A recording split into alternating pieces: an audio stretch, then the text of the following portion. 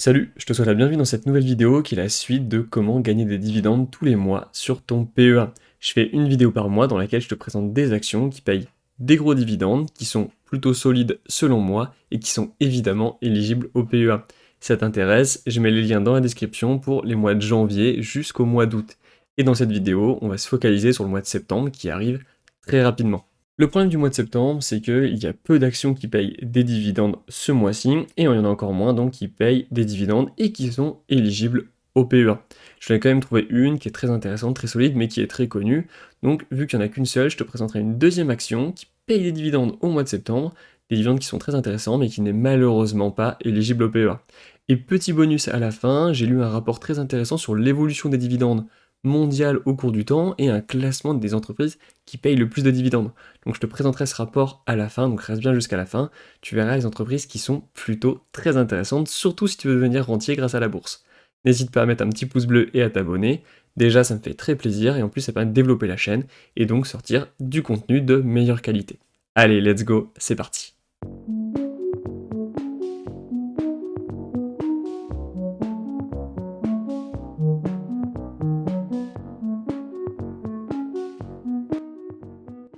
Au niveau de notre calendrier des dividendes, on a coché déjà pas mal de cases. On a fait plus de la moitié, donc le mois de janvier, février, mars, avril, mai, juin, juillet et août ont déjà été faits. Je te mets tous les liens dans la description. Si un des mois t'intéresse, je présente à chaque fois des entreprises éligibles au PEA qui payent des dividendes.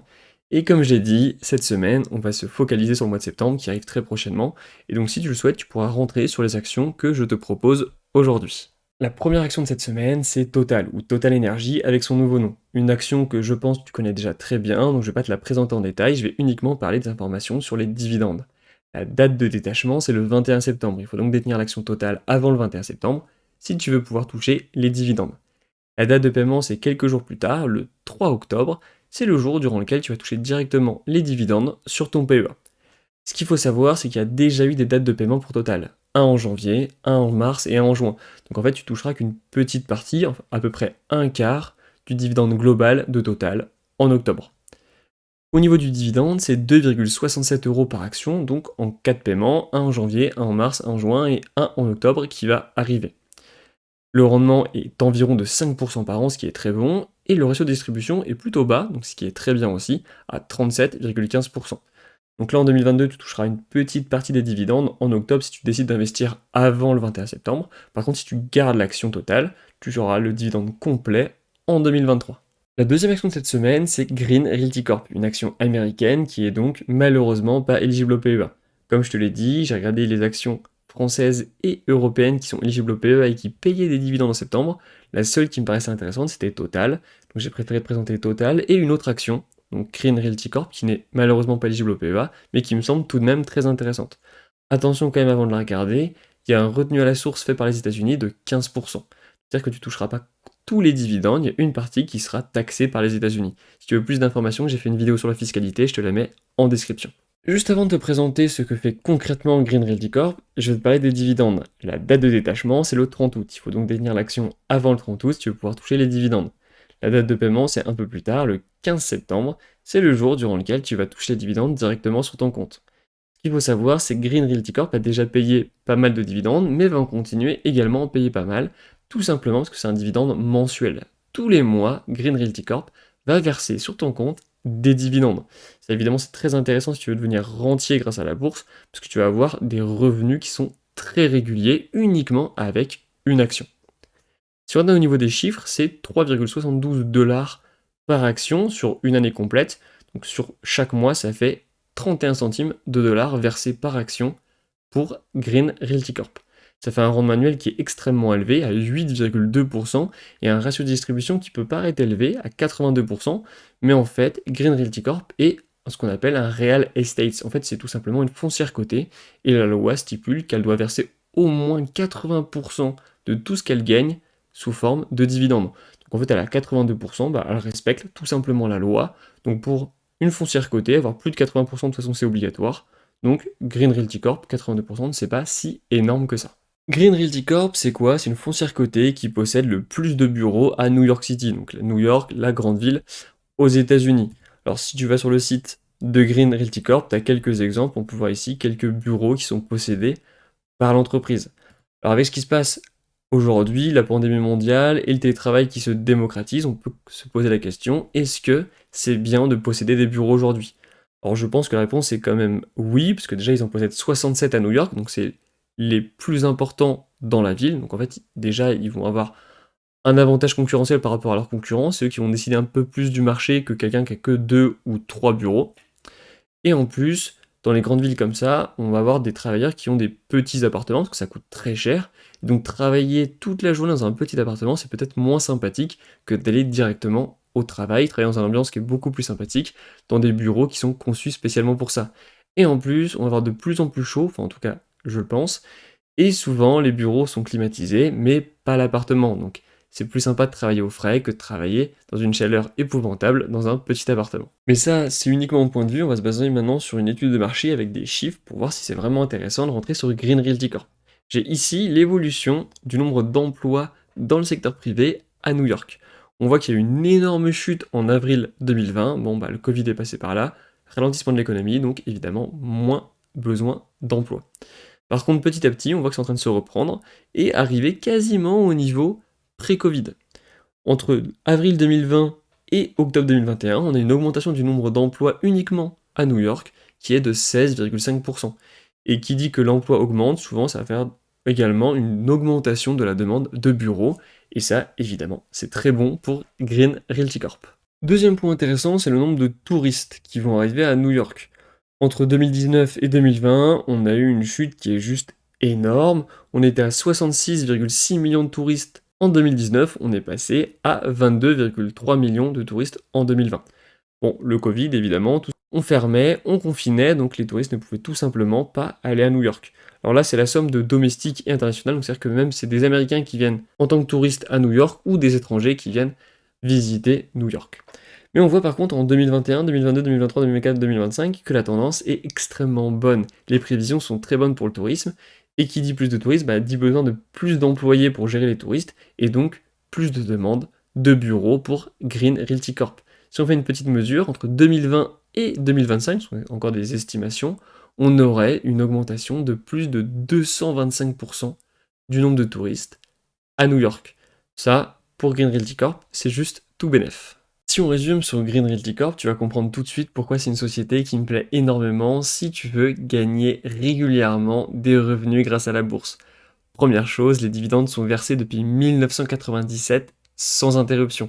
Ça veut dire que les dividendes de Green Realty Corp sont extrêmement sûrs. Deuxième point, les dividendes augmentent en moyenne de 13% par an sur une moyenne de 5 ans ou de 18% par an sur une moyenne de 15 ans. C'est juste énorme, ça veut dire que Green Realty Corp augmente très fortement ses dividendes année après année.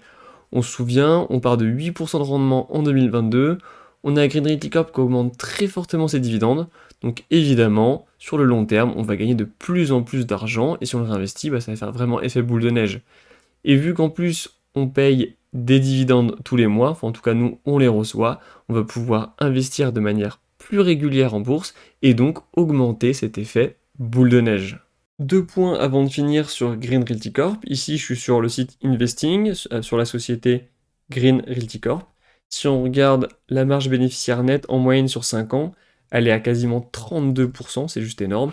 Et si on prend par rapport au début de l'année, elle est à 45%. C'est une société qui fait donc beaucoup d'argent, et qui dit donc qu'elle fait beaucoup d'argent, elle reversera également beaucoup de dividendes, puisqu'on se souvient, elle est quand même obligée de verser 80% de tous ses bénéfices. Deuxième chose, positif ou négatif, ça dépend comment tu le vois, le prix est extrêmement bon marché pour Green Realty Corp aujourd'hui. On est aux alentours des 45 $. Si je dézoome, on voit qu'il y a eu une énorme chute depuis 2015. On semble avoir une belle résistance aux alentours des 46-45.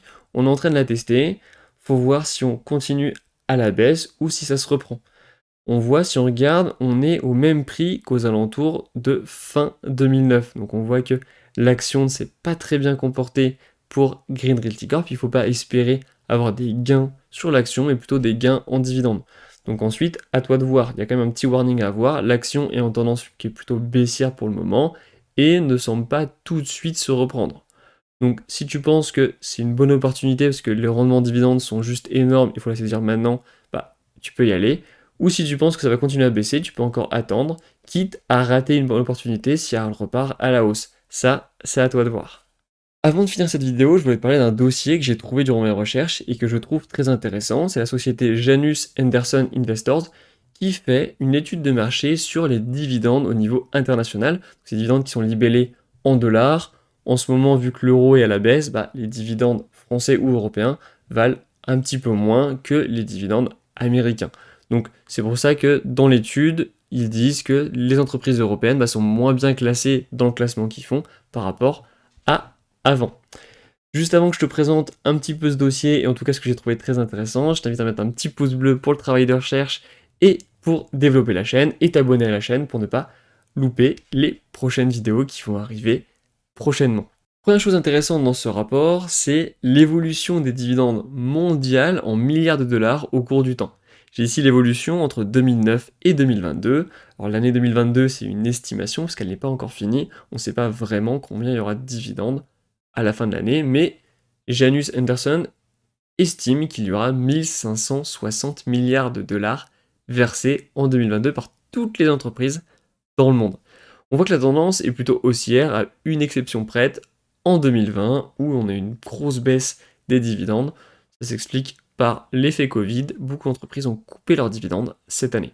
Mais en tout cas, ça renforce vraiment l'idée que investir dans les dividendes, c'est plutôt bien parce qu'on va avoir des dividendes qui augmentent année après année. L'idée que c'était quelque chose boule de neige, ça se vérifie avec cette étude. Et si on fait une petite mesure, entre 2009 et 2022, l'augmentation des dividendes est plus de 116%. Donc on voit vraiment que pour un investisseur, investir dans les dividendes, c'est vraiment bon signe parce qu'on peut gagner de plus en plus d'argent. Et vu qu'on gagne de plus en plus de dividendes, on les réinvestit et ça fait vraiment effet boule de neige. C'est quelque chose que je trouve on voit très bien sur ce graphique. Deuxième chose intéressante, c'est le classement des entreprises qui payent le plus de dividendes au second trimestre. Janus Henderson fait des rapports tous les trimestres et fait donc des classements tous les trimestres. Celui-ci, c'est le classement du deuxième trimestre. Et quand on regarde entre 2016 et 2022, donc il y a un classement par année, on retrouve souvent les mêmes entreprises. Je les ai mis en couleur pour qu'on les voit très bien. On a Nestlé qui, depuis 2016, est toujours dans le top 2 des entreprises qui payent le plus de dividendes au deuxième trimestre. On a Sanofi, une entreprise française, qui est dans le top 10, pareil, depuis 2016. Allianz, une entreprise allemande, pareil, dans le top 10 depuis 2016. BNP Paribas, une deuxième entreprise française qui est toujours dans le top 10, sauf en 2020, où là, elle a payé beaucoup moins de dividendes à cause du Covid, donc elle est sortie du top 10.